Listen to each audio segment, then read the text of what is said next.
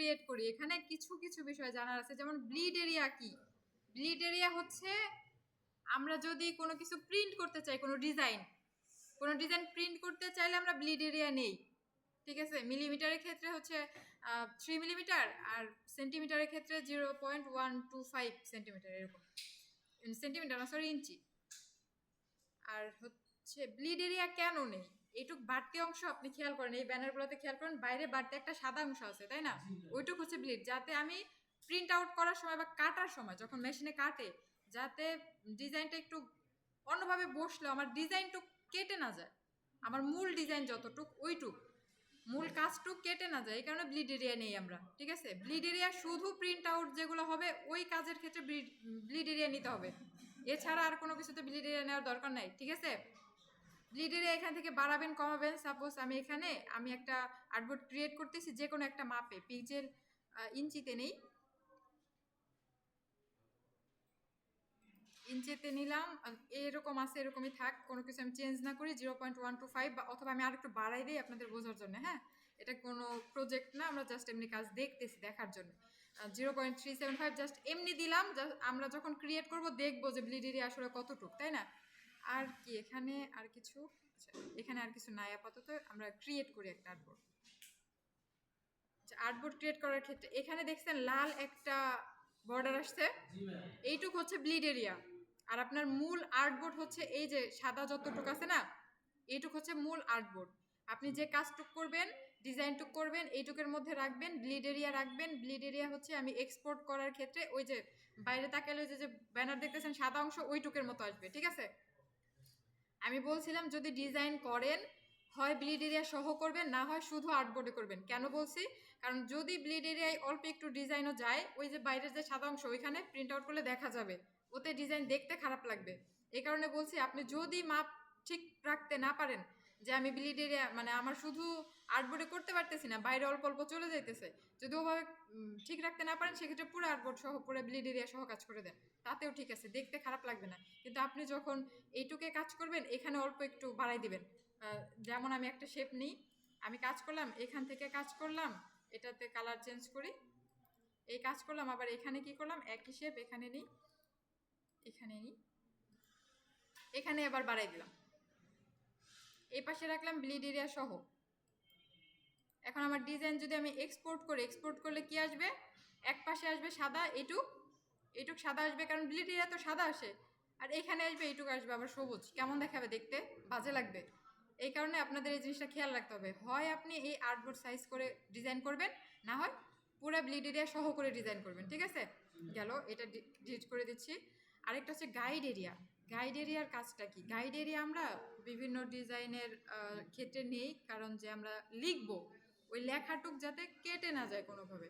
Bleed area তো কাটলো, কারণ প্রত্যেকটা মেশিনে 0.125 সেট করা থাকে, যে এতটুকু ব্লিড এরিয়া রেখে কাজ করে ওরা, কাটে। কিন্তু ওইখানে আবার টেকনিক্যাল ইস্যুর কারণে বা যে কোনোভাবে হোক সমস্যার কারণে বাঁকা বা একটু এদিক ওদিক হয়ে যেতে পারে, সেক্ষেত্রে আমার লেখাটুক যদি কেটে যায়, মূল ডিজাইনটুক যদি কেটে যায়, ওটাতে তো আরও সমস্যা হবে। এই কারণে আমরা বিজনেস কার্ড এগুলোর ক্ষেত্রে হচ্ছে এই বা এই যে ফ্লায়ার বলেন, ফ্লায়ারেও নিতে পারেন, তারপরে ইনভয়েস, এগুলোতে গাইড এরিয়া নিই। গাইড এরিয়া কীভাবে নিই? প্রথমে একটা শেপ নিই, আমি আর্টবোর্ড সাইজ করে নিতেছি। আপনারা যদি ইচ্ছা হয় বা ব্লিড এরিয়া সহ ডিজাইন করেন, সেক্ষেত্রে ব্লিড এরিয়া সহ নেবেন, ওকে? আমি আর্টবোর্ড সাইজের একটা শেপ নিলাম, শেপ নেওয়ার পরে যাব হচ্ছে অবজেক্টে, অবজেক্ট থেকে পাথ, এটা খেয়াল করবেন সবাই, শেপ সিলেক্ট থাকা অবস্থায় অবজেক্ট থেকে পাথ থেকে অফসেট পাথে যাওয়ার পর এখানে আমি আরেকটা, এখানে খেয়াল করেন, আমি হচ্ছে কিবোর্ড থেকে অ্যারো বাটন, উপরের অ্যারো বা নিচের অ্যারো যে কোনো একটাতে ক্লিক করব, উপরে অ্যারো ক্লিক করলে উপরের দিকে যাইতেছে, খেয়াল করছেন? এটা আমি উপরের অ্যারো ক্লিক করছি। এরপর নিচের অ্যারো ক্লিক করব, আমি দেখানোর জন্য জাস্ট উপরে অ্যারো ক্লিক করে দেখাইলাম, নিচের অ্যারো ক্লিক করব, নিচের দিকে আসতেছে, এখানে পয়েন্ট কমতেছে, কিন্তু ওইটা আমার দেখার বিষয় না, আমি নিচের অ্যারো ক্লিক করব এবং আর্টবোর্ডে খেয়াল রাখবো আমার কতটুক লাগবে। সাপোজ আমি এতটুক ব্লিড এরিয়া গাইড এরিয়া নিতে চাই, বা আরও কম নিতে চাই, আরও কম, এটা অ্যারো বাটন দিয়ে চেঞ্জ করতেছি। এখানে কারো কোনো প্রশ্ন আছে? বুঝতে পারেন না এমন কেউ? না, ওকে, এইটুকু আমি সাপোজ নিতে চাই, ওকে দিয়ে দেব, ঠিক আছে?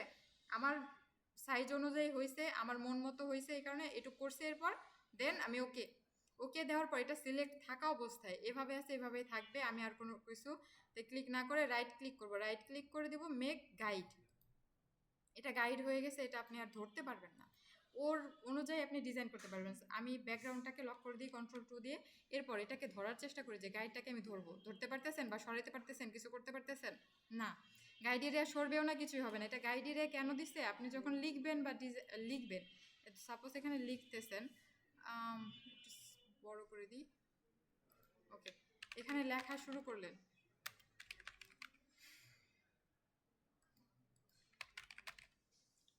এই লেখাটুক আপনি চাইতেছেন এর মধ্যে থাক, কারণ লেখা বাইরে গেলে লেখা মানে ডিজাইনটুকু আমার কেটে যাওয়ার সম্ভাবনা আছে। বা আপনি যে ডিজাইনই করেন, লেখা তো আমি বলতেছি, আপনি যে ডিজাইনই করেন এইটুকের মধ্যে রাখার চেষ্টা করেন, কিন্তু ব্যাকগ্রাউন্ড আর্টবোর্ড সাইজ দিবেন, কিন্তু ব্যাকগ্রাউন্ড আর্টবোর্ড সাইজই হবে, কিন্তু আপনার যে লেখা, মূল লেখা, ঠিক আছে, ওইটুক হচ্ছে এই গাইড এরিয়ার মধ্যে রাখার চেষ্টা করবেন, যাতে যাই হোক আমার ডিজাইন কখনো কেটে না যায়। ঠিক আছে, এখন বুঝতে পারছেন গাইড এরিয়া আমরা কেন নেই? না, প্রিন্টে আসবে, কিন্তু গাইড আপনার প্রিন্ট আউট করলে গাইড যে দেখাইতেছে এখানে ওইটাও থাকবে না, কিন্তু আপনার প্রিন্টেও আসবে, সবই হবে, কিন্তু চারপাশের যে একটা সমান একটাই আছে, এটা তো আমরা গাইড দিয়ে করতেছি, যে আমরা এর বাইরে যাইতেছি না, দেখতে দেখার একটা সৌন্দর্য আছে। আচ্ছা, এটাকে আমি কপি করি, বোঝাই, এখানে ধরেন এইটুক রাখলাম, আবার আরেক জায়গায় এইটুক রাখলাম, আর্টবোর্ডের বাইরে যাব না। ঠিক আছে, আমরা গাইড এরিয়া কখন নেই, যখন ব্লিড না নেই, ব্লিড তো লাগে না আমার কিছু কিছু ক্ষেত্রে, বইয়ের কাজ করার ক্ষেত্রে, এগুলোর ক্ষেত্রে তো আমার ব্লিড লাগে না অনেক ক্ষেত্রে। সেক্ষেত্রে আমি কি করব, সেক্ষেত্রে আমি গাইড এরিয়া নিয়ে করবো, কিন্তু দুইটা কাজ আমি একসাথে দেখাইতেছি, এই কারণে আপনার হয়তো অন্যরকম লাগতে পারে, কারণ আমি যখন ব্লিড না দিব তখন আমার গাইড নিতেই হবে, গাইডের বাইরে আমি কাজ করব না। কিন্তু ব্যাকগ্রাউন্ডের যে ডিজাইনটা হবে ওটা করবো, বাট লেখালেখি যা আছে ওইটুক আমি গাইডের বাইরে যাব না, যাতে আমার মূল অংশটুক কেটে না যায়। এজন্য আমরা গাইড নেই। গাইড কেন নেই? যাতে আমার মূল লেখাটুক বা মূল আমি যা বোঝাইতে চাই ওইটুক কেটে না যায়। অফসেট পাথ থেকেই তো বললাম, এটা আপনি খেয়াল করছেন নাকি বুঝতে পারেন না? আমি আবার বলবো, আবার বলবো, গাইড নেওয়ার ক্ষেত্রে আমি আবার বলবো, গাইড নিতে পারবেন? ওকে, আচ্ছা, এরপরে কি বললাম হচ্ছে আনলক করতে তো পারেন, Ctrl+Alt+2 শর্টকাট পারেন তো, Ctrl+Alt+2 ডিলিট করলাম। এরপরে আরেকটা কাজ হচ্ছে কম্পাউন্ড পাথের কাজ। কম্পাউন্ড পাথ আমরা কেন করি? এই একটা শেপ, আমরা কয়েকটা শেপ নিই,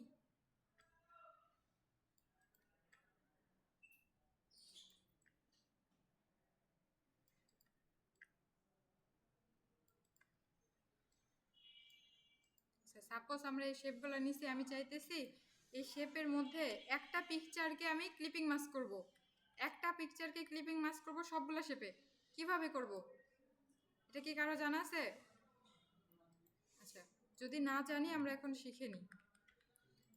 একটা পিকচারকে যদি এই 5টা শেপের মধ্যে ক্লিপিং মাস্ক করতে চাই, আমি একটা পিকচার নিয়ে আসি,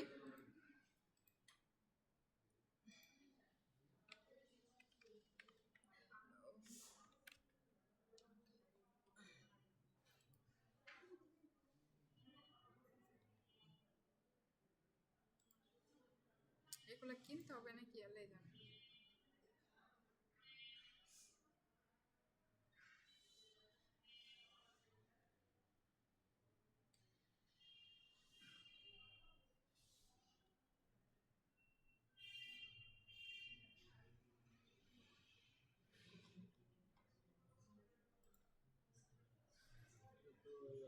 ডাউনলোড হবে না, আচ্ছা থাক, আমরা এখান থেকে ইমেজে যাই, স্ক্রিনশট দিয়ে নিয়ে আসি আমরা।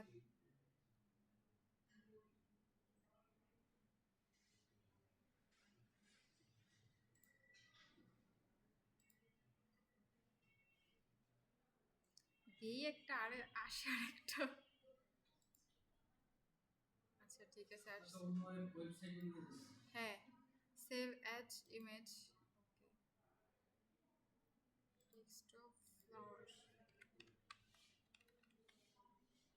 একটা কি ইমেজ আসবে না?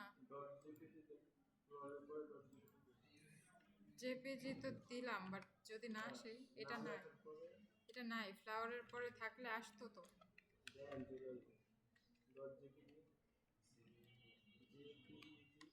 জেপিজি দিলেও হয়, ইজি বা জেপিজি।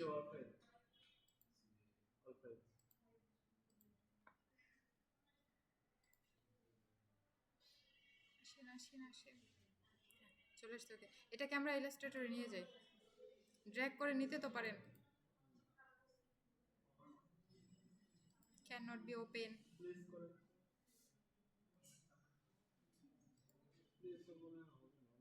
দেখা যাক,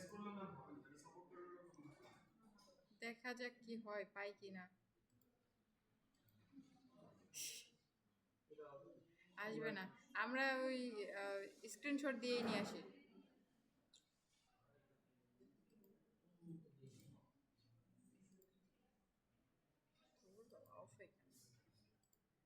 ওইভাবে না আসলে আমরা স্ক্রিনশট দিয়ে নিতে পারি, ভালোভাবে কথা না শুনলে। হ্যাঁ, এটাই, আর কিছু না। সে কথা শুনে নেয়, এই কারণে আমরা অন্যভাবে নিয়ে আসলাম। ঠিক আছে, প্লেস করি। প্লেস করতে তো পারেন, প্লেস করা তো আর বোঝানোর কিছু নাই, তাই তো? প্লেস করা বলে দিতে হবে। আচ্ছা, প্লেস করা পারেন। আচ্ছা, এই পিকচারটা নিলাম, এখন আমি চাইতেছি এই একটা পিকচার, এই ফুল পিকচারটা এখানে ইমেজ ট্রেস করতে, ক্লিপিং মাস্ক করতে। ঠিক আছে, মাস্কিং করার ক্ষেত্রে আমাকে কি করতে হবে? এই মাস্কিং করার ক্ষেত্রে একটা জিনিস খেয়াল রাখবো, একটা শেপের মধ্যে মাস্ক করা যায়, দুইটা শেপের মধ্যে মাস্ক করতে গেলে, মানে মাস্কিং করার ক্ষেত্রে ও একটা শেপ লাগবে সব সময়। একটা শেপ যদি হয় তাহলে আমি মাস্কিং করতে পারবো, এছাড়া মাস্কিং করতে পারবো না। এক্ষেত্রে আমি কি করবো? এখন আমার তো লাগবে পাঁচটাতেই। আমি গ্রুপ করে নিতে পারি, একটা অপশন যে আমি গ্রুপ করে নিতে পারি, কিন্তু গ্রুপ করলে এটা একটা শেপ হয় না, একটা শেপ হিসেবে ইলাস্ট্রেটর কাউন্ট করতে পারে না গ্রুপ করলে। এক্ষেত্রে আমার উপায় হচ্ছে কম্পাউন্ড পাথ করা। একই সিস্টেম, সবগুলো সিলেক্ট করব, সিলেক্ট তো করতে পারি একটা, তারপরে শিফট ক্লিক করে সিলেক্ট, রাইট ক্লিক, এরপরে মেক কম্পাউন্ড পাথ। আমরা গ্রুপ করতাম, কিন্তু এখন মাস্কিং করব, এই জন্য আমরা করব কম্পাউন্ড পাথ, যাতে ও একটা শেপ হিসেবে বিবেচনা করে।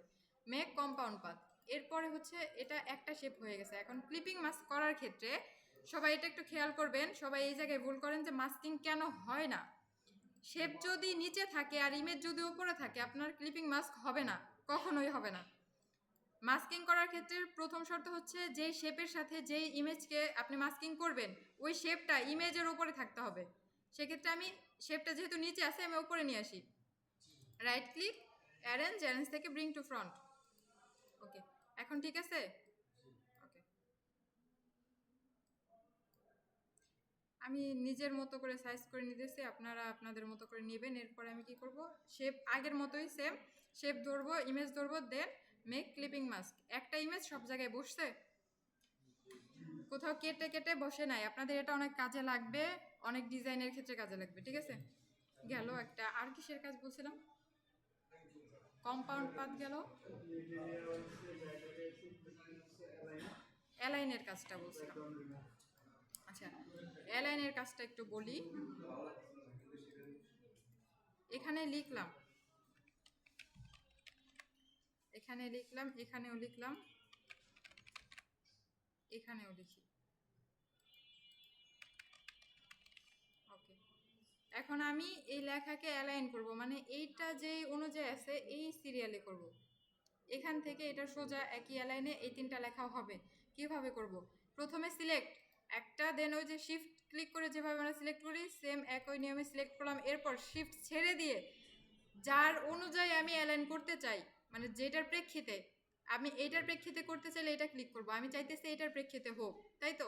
এই কারণে এটাকে ক্লিক করব। ক্লিক করার পর অ্যালাইনে যাব, অ্যালাইনে গিয়ে হরিজন্টাল অ্যালাইন লেফট, আমি লেফটে অ্যালাইন করতে চাইতেছি, মানে এই সোজা অ্যালাইন করতে চাইতেছি। যদি এই সোজা অ্যালাইন করতে চাবো তাহলে বলবো হরিজন্টাল লেফট রাইট। আমি যদি রাইটে করতে চাই রাইট দিব, আর হচ্ছে লেফটে করতে চাইলে লেফট দেবো। মিডলে করতে চাই না, কারণ লেখার ক্ষেত্রে মিডলটা হয় না আসলে। ওই শেপের মধ্যে যদি করি সেক্ষেত্রে মিডল লাগে, ওইটাও আমি দেখাবো। রাইট করব। আচ্ছা ঠিক আছে, উপরেরটার প্রেক্ষিতে আমরা রাইট করলাম, হয়েছে? শুধু রাইট সমান হয়েছে, এটা হবে। আমি এই লেখা অনুযায়ী দিছি, ওকে বলছি যে হরিজন্টাল লেফট।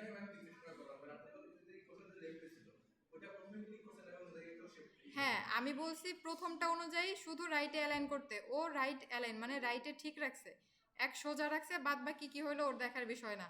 আমরা যদি আবার লেফটে দিই, লেফট অ্যালাইন ঠিক হয়েছে, খেয়াল করছেন? ও আচ্ছা আচ্ছা, এখানে অ্যালাইন বলতে এই যে এখানে যেমন আছে না, এটা তো আপনার বাম দিকে দেখাইতেছে, আর এটা ডান দিকে দেখাইতেছে, ঠিক একইভাবে কাজ করবে। আপনি যদি এটাতে দেন এটাতে হবে, আর লেফটে দিলে লেফটে হবে, ঠিক আছে? খেয়াল করছেন এই দুইটা? আচ্ছা, এরপরে আমরা আরেকটা আরেকটা বিষয়, হ্যাঁ হ্যাঁ বলেন। মানে এই যে এইগুলোর মানে মাঝখানে কি সমান হবে সেটা কিভাবে জানবো? আচ্ছা, মাঝখানে সমান হবে, মানে এটা দিবেন। তিনটা দূরত্ব সমান থাকবে। ডিস্ট্রিবিউট অবজেক্ট, আমি একটা অবজেক্ট থেকে আরেকটা অবজেক্টের দূরত্ব কিভাবে ঠিক করব, এটা দিয়ে এখান থেকে ক্লিক করব, control Z, sorry control Z. আচ্ছা, এখানে যাব, অ্যালাইন সিলেক্ট করা আছে, হ্যাঁ আছে। অ্যালাইন থেকে এখান থেকে ক্লিক করে দেব, মিডল করলে মানে এই দুইটা একই অ্যালাইনে আছে আমার হচ্ছে। হ্যাঁ, দূরত্ব সমান আছে। আপনার একটা জিনিস খেয়াল রাখতে হবে, আপনার লাস্ট একেবারে শেষেরটা যে দূরত্বে থাকে ও সেই দূরত্ব অনুযায়ী মাপ করে, ঠিক আছে? আপনি যদি শেষেরটা, এই শেষেরটা যদি এ করে দেন, এতটুক করেন, এক্ষেত্রে আবার সিলেক্ট করেন, কপি হয়ে গেছে।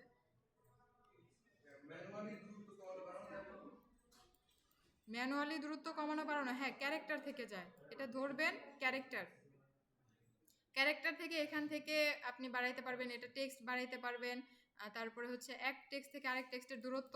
আচ্ছা, এটা ওইভাবে না করে এটাকে একটু পাশে আনি, পাশে নিয়ে আসলে আপনি দেখতে পারবেন এবং বুঝতে পারবেন। এখানে নিয়ে তারপরে ক্যারেক্টারের কাজটা করি, এখন ক্যারেক্টারের কাজ করি আর খেয়াল করবেন এটা থেকে আমরা কি কাজ করতেছি, একটা টেক্সট থেকে আরেকটা টেক্সটের দূরত্ব বাড়তেছে, খেয়াল করছেন? এরপরে এটা হচ্ছে লম্বাভাবে, মানে লম্বা দিকে বাড়তেছে। আপনার যদি প্রয়োজন হয় এভাবে বাড়ানোর প্রয়োজন হবে না আশা করি, কিন্তু দেখতে থাকেন এভাবে এই কাজটা করা যায়। আচ্ছা, এরপরে হচ্ছে এই মাঝামাঝি যেগুলো আছে লাইন থেকে, এক লাইন থেকে আরেক লাইনে অ্যালাইন, এটা হচ্ছে টেক্সটের ক্ষেত্রে প্রযোজ্য, এটা টেক্সট থেকে এক টেক্সটে অ্যালাইন করার ক্ষেত্রে প্রযোজ্য। আমরা অ্যালাইনের ক্ষেত্রে এখান থেকে করব যে মিডল অ্যালাইন করলে একেবারে শেষের যে লাইনটা, মানে শেষের লাইনে যতটুকু অ্যালাইন থাকবে ও সেই লাইন অনুযায়ী উপরে নিচে অ্যালাইন করে দিবে। আমার এখানে যদি লাইন বাড়তে থাকতো, বাড়তির ক্ষেত্রেও এটাই করতো। আমরা লাইন আরও কয়েকটা নিই।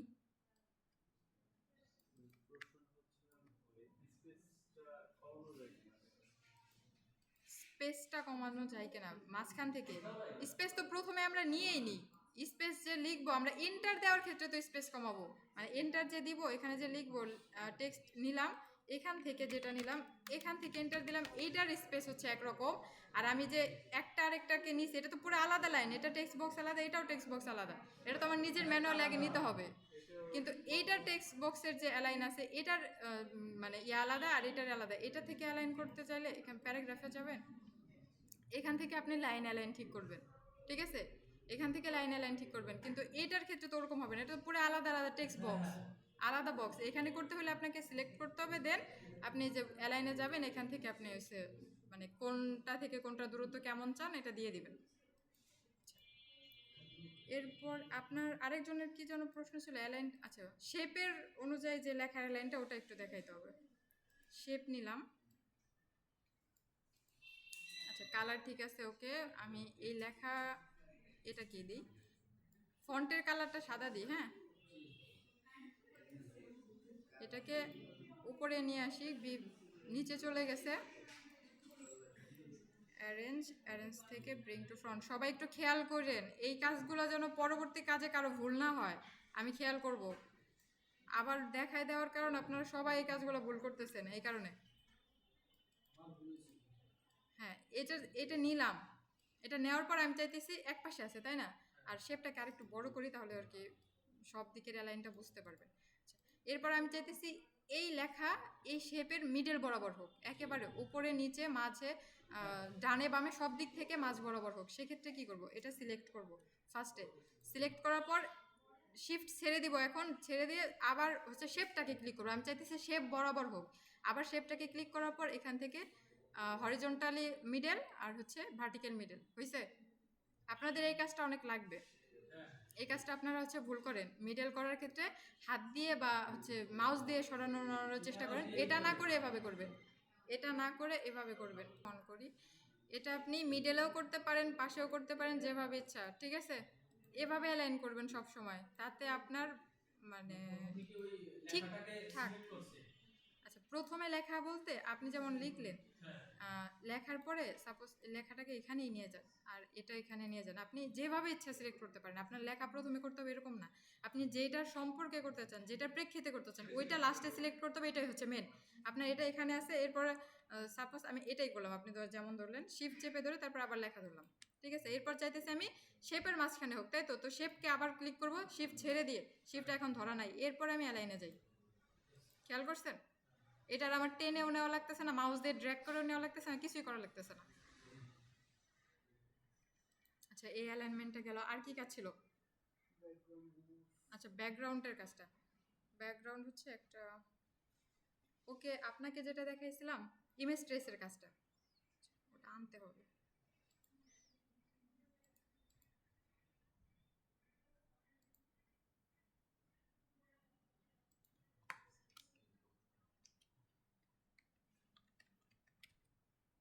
ওয়াইফাই আইকন,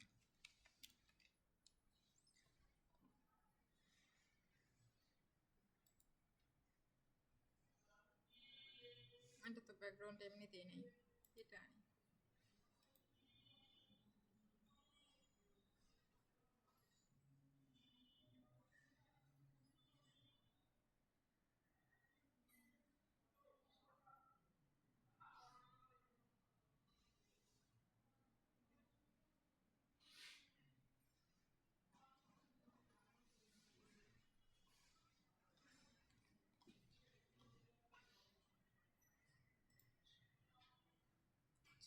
হ্যাঁ ব্যাকগ্রাউন্ড না বলে মানে কালো যেগুলো আছে।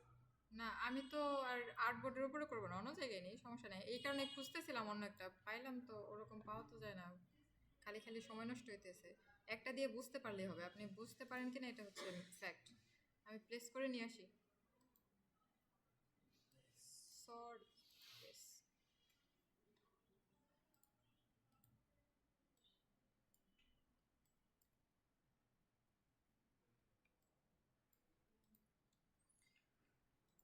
শর্টকাট, হ্যান্ড টুলের শর্টকাট পারেন? হ্যান্ড টুলের শর্টকাট হচ্ছে শুধু এইচ, অথবা স্পেস ক্লিক করে ধরে কাজ করতে পারেন। আর শুধু এইচ ক্লিক করলে হ্যান্ড টুল চলে আসবে, ঠিক আছে? এইচ ক্লিক করে ছেড়ে দিলেও হ্যান্ড টুল চলে আসবে, আর ভি ক্লিক করলে সিলেকশন টুল।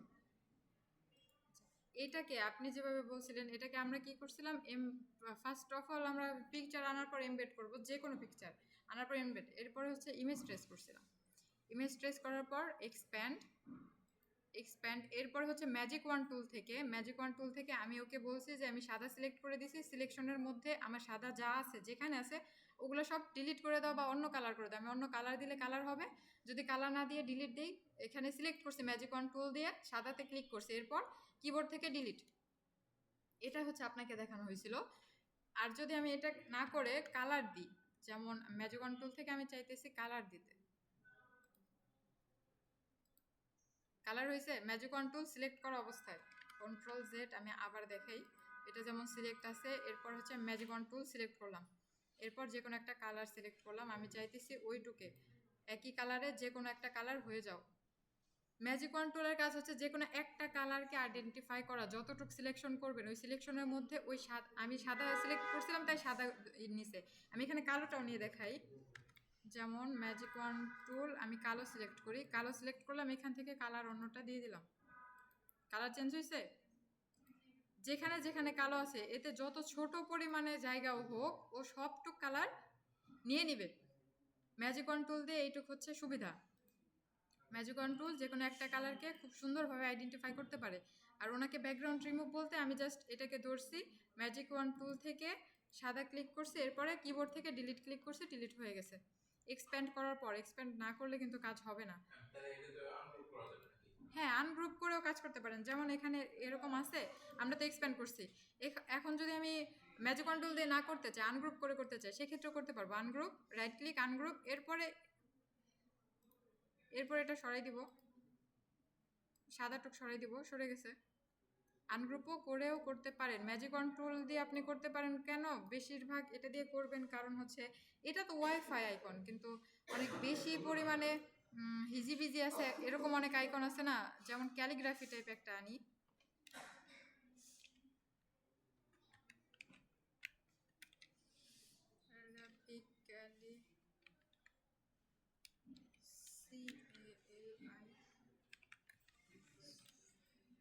সে ডাবল এল হবে, যাই হোক এটা আনি।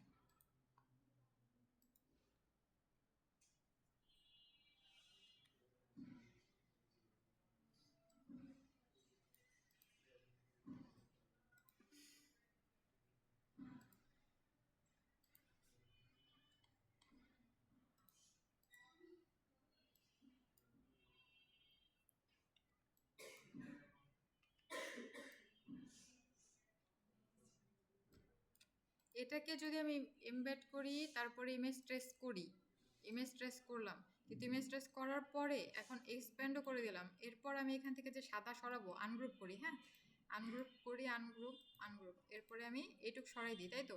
তো মাঝখানে এই যে সাদা রয়ে গেছে এইটুক, মানে অন্য অন্য ডিজাইন আরও বেশিও থাকতে পারে, কিন্তু মাঝখান থেকে এগুলো সরাইতে আপনার জুম করতে হবে, এরপর একটা করে ধরতে হবে, এরপর সরাইতে হবে, তাই তো।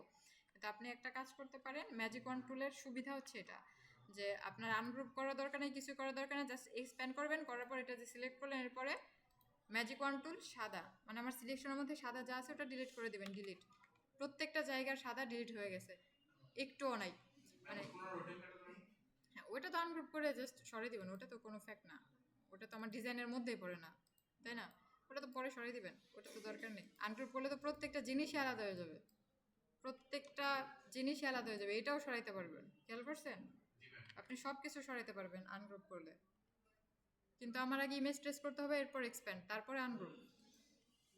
আমার ম্যাজিক কন্ট্রোলের সুবিধা আমি বুঝতে পারছি, ম্যাজিক কন্ট্রোল দিয়ে কেন কাজ করি, এটা হচ্ছে সুবিধা। ওকে, কন্ট্রোল জি গ্রুপ করে দিলাম। আচ্ছা হ্যাঁ হ্যাঁ, তা তো ঠিক আছে, ওটা হচ্ছে ফন্ট, ওটা হচ্ছে আরবি ফন্ট দিয়ে করা, ফন্ট দিয়ে করার পরে ফন্টকে ক্রিয়েট আউটলাইন করে দিয়েছে, ফন্টকে শেপে পরিবর্তন করতে পারেন আপনারা, হ্যাঁ ফন্টকে শেপে পরিবর্তন করতে পারেন, ক্রিয়েট আউটলাইন করতে পারেন, সবাই পারেন। আচ্ছা এটা একটু দেখাই দিই, সমস্যা নেই। আচ্ছা হ্যাঁ আমি দেখাইছি, আমার মনে আছে, বাট আমি তারপরে আবার দেখাই দিতেছি।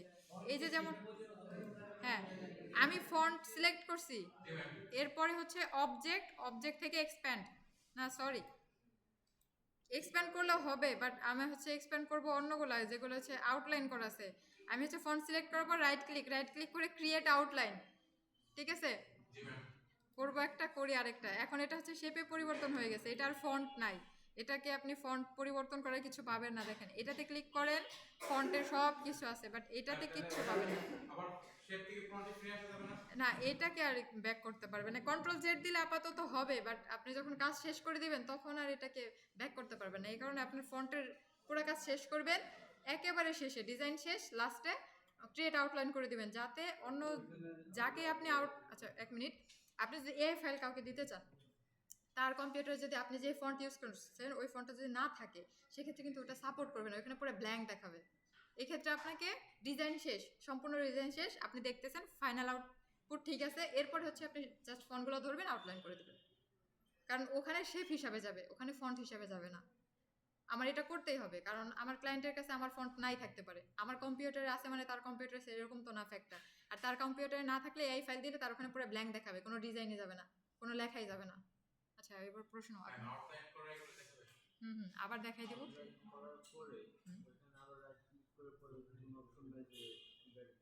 না না ব্যাক টু ওইভাবে না, আপনি সাথে সাথে করছেন, সাথে সাথে হচ্ছে ওই যে কন্ট্রোল জেড দিয়ে ব্যাকে যেতে পারেন, বাট আউটলাইন করার পরে ওটাকে আর ফন্ট হিসাবে ইউজ করতে পারবেন না। যেমন আমি আবার ফন্ট সিলেক্ট করছি, খেয়াল করেন স্ক্রিনে, ফন্ট সিলেক্ট, এরপর রাইট ক্লিক করে ক্রিয়েট আউটলাইন, অথবা শিফট কন্ট্রোল ও ক্রিয়েট আউটলাইন, এরপর এটা শেপ হয়ে গেছে। এটাতে বুঝবেন কিভাবে, এটাতে ক্লিক করেন, ক্যারেক্টার বা সব কিছু আছে, মানে আপনি ফন্ট ছোট বড় হ্যান ত্যান সব কিছু, এটাতে কিচ্ছু না, এটা শেপের সব কিছু আছে। ফন্ট কি আলাদা করা যায়? ফন্ট, হ্যাঁ এখানে সব কিছু আলাদা করতে পারবেন। যেমন আমি বড় করে দিই, এরপরে আমি চাইতেছি এটাকে বড় করার ক্ষেত্রে এখানে আমার ওই যে শিফট অল্টার দিয়ে বড় করতে হবে, মানে এটা শেপ তো আমরা ওভাবেই বড় করি। এখন আমি এটাকে যদি আনগ্রুপ করে দিই, আনগ্রুপ, এখন আমি সবগুলো আলাদা আলাদা সরাইতে পারবো, এটাকেও আলাদা আলাদা বড় করতে পারবো। মাঝখানে যদি আপনাকে এটা বড় করতে হয়, সাপোজ এটা বড় করবেন, এটাও করতে পারবেন, ঠিক আছে? মানে এরকম ডিজাইন অনেক জায়গায় দেখেন না, শেপ হয়ে গেছে আপনি প্রত্যেকটা শেপ এখন যেভাবে ইচ্ছা আপনি টানতে পারেন, ইচ্ছা মতো বড় করতে পারেন। আরেকটা হচ্ছে এক্সপোর্ট করার ক্ষেত্রে আমরা ব্যাকগ্রাউন্ড ছাড়া কিভাবে এক্সপোর্ট করবো এটা একটু দেখাইতে চাইছিলাম। এগুলা সব ডিলিট করে দিই। যেমন আমি একটা কাজ কি আনবো, শেপই আনি, একটা শেপ নিলাম, এখানে একটা কালার, আচ্ছা কালো কালার বা এই কালার থাক। এখন আমি চাইতেছি এটাকে এক্সপোর্ট করব কিন্তু ব্যাকগ্রাউন্ড ছাড়া, শুধু এই শেপটুক থাকবে, ব্যাকগ্রাউন্ড থাকবে না। আমি যে ইয়া নিছি, আর্টবোর্ড নিছি, এটার ব্যাকগ্রাউন্ড থাকবে না, আমি চাইতেছি এটা।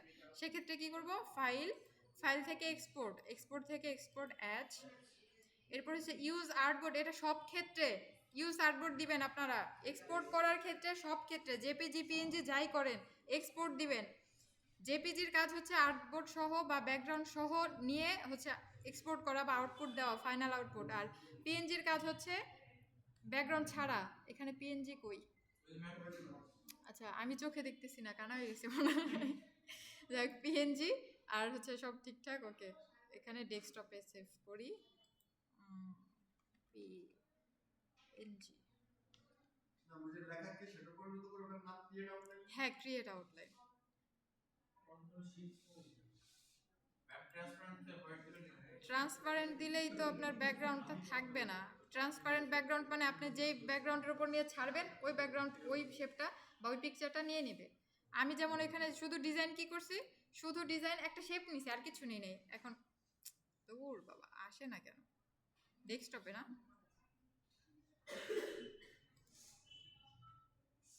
আচ্ছা খেয়াল করছেন এটা পেছনে সব কালো কালো থাকার কারণ আমার এটা ব্যাকগ্রাউন্ডটা, এটাকে আপনি আরেকটা এআই ফাইলে নিয়ে যান, আমি এই ফাইলে নিই।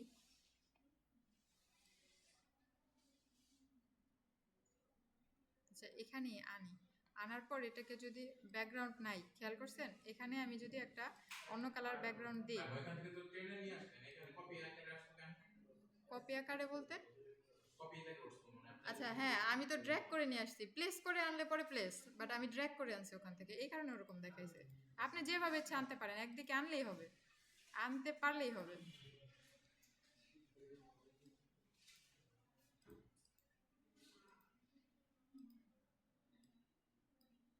খেয়াল করছেন যে ব্যাকগ্রাউন্ড দিব বা পেছনে যাই দিব ওই ব্যাকগ্রাউন্ডের সাথে ও বসে যাবে। আমি তো এখানে ডিজাইন করছি সাদা ব্যাকগ্রাউন্ডের সাথে, কিন্তু আমি সেভ করছি ট্রান্সপারেন্ট ব্যাকগ্রাউন্ড, মানে আমি যেই ব্যাকগ্রাউন্ডের উপর দিব সেই ব্যাকগ্রাউন্ড নেবে, ঠিক আছে? এটা হচ্ছে পিএনজির কাজ। আপনি যদি এখান থেকে এক্সপোর্ট এভাবে করতে চান করতে পারেন। পিএনজি কাজটা সবচেয়ে বেশি ভালো করে হচ্ছে ফটোশপে, কিন্তু আপনি এভাবেও এখান থেকে করতে পারেন। লোগোর কাজের ক্ষেত্রে আপনার পিএনজি দরকার পড়বে, ঠিক আছে? এরপর আর কিছু ছিল অফ টপিক, আরও কারো কোনো প্রশ্ন আছে এরকম যে সমস্যা হয়, মানে টুকটাক সমস্যা হয় যেগুলা দেখাই দিতে পারি। আজকে তো কোনো প্রজেক্ট নেই নাই, আমার হচ্ছে কিছুর মধ্যে দেখাটা মানে মানে কেটে যাবে কিছু বলতে শুরু করে নাই। বুঝতে পারি না আবার। আমার দেখা হয় যে সাইডে দিছিলাম দেখে আপনি বলতেন কেটে যাবে, ওটা দেখা আচ্ছা আপনি হচ্ছে এই এক কর্নার থেকে লেখা শুরু করছিলেন, এই তো? আচ্ছা এইখানে ব্লিড এরিয়া খেয়াল করেন, ব্লিড এরিয়া হচ্ছে আমি এখানে দিছি, ব্লিড এরিয়া আপনার দেখার দরকার নেই, আপনি দেখেন গাইড এরিয়া। আমি গাইড কেন দিছি, বাইরে লেখাটুকু আমি নিব না, আমার হচ্ছে যখন প্রিন্ট আউট হবে আমি ওটা তো বইতে যাবে, আপনার ইনভয়েসটা বই টাইপ হয় না, রসিদ টাইপ, তো ওটা তো একটা সাইড আঠা বা যে কোনো কিছুতে যাবে, আপনার তো ওই সাইডটা রেখে দিতে হবে, তাই না? ওটা না রাখলে তো লেখাটুকু ওইটুকুর মধ্যে চলে যাবে, তখন কি হবে, কিছুই দেখতে পাবেন না। এটুকু হচ্ছে আপনাকে বলছিলাম। এই কারণে গাইড নেবেন অথবা বিলিড নেবেন, যে কোনো একটা নিয়ে কাজ করবেন। আর কারো কোনো কিছু? কাজ করতে হ্যাঁ কাজ করতে দিলে তাও একটা কথা। এরপরে হচ্ছে আমি রেকর্ডিং অফ করে দিলাম।